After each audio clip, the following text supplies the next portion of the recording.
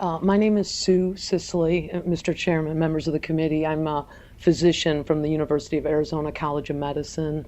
My job at the U of A is I not only practice internal medicine and psychiatry, but I'm a principal investigator on a marijuana study that has been approved by the FDA.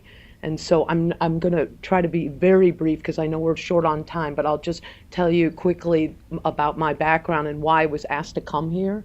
And then if the chairman would allow me to just take questions from the audience, that way you don't have to sit through an academic presentation. I would be happy to forward you this PowerPoint later so you guys can review more of the details of the background that supports this, the comments that I'm going to share today. But basically, our study, I'm just going to give you one example. Our research involves treatment-resistant PTSD. So these are combat veterans that have post-traumatic stress disorder that's failed various medication trials and psychotherapy. And these patients would be treated with various dosages of marijuana, both smoked and vaporized. And the study was approved by the FDA over 3 years ago and still has not been allowed to be implemented. So in those 3 years, many of you probably know the statistics about 22 veterans committing suicide each day. So if you look at that data, you know that over 3 years that this study has been blocked, that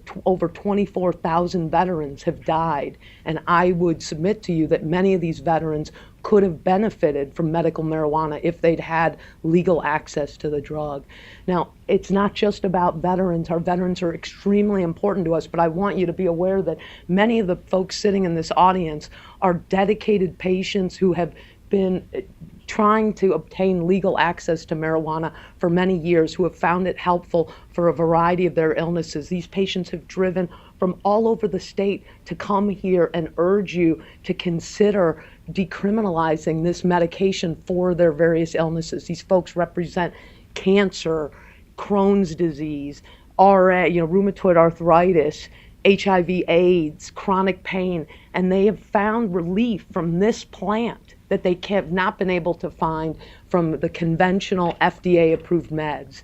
So that's very important to know that most of these people have run through the gauntlet of all the conventional FDA-approved meds and have failed. That those treatments have not found relief.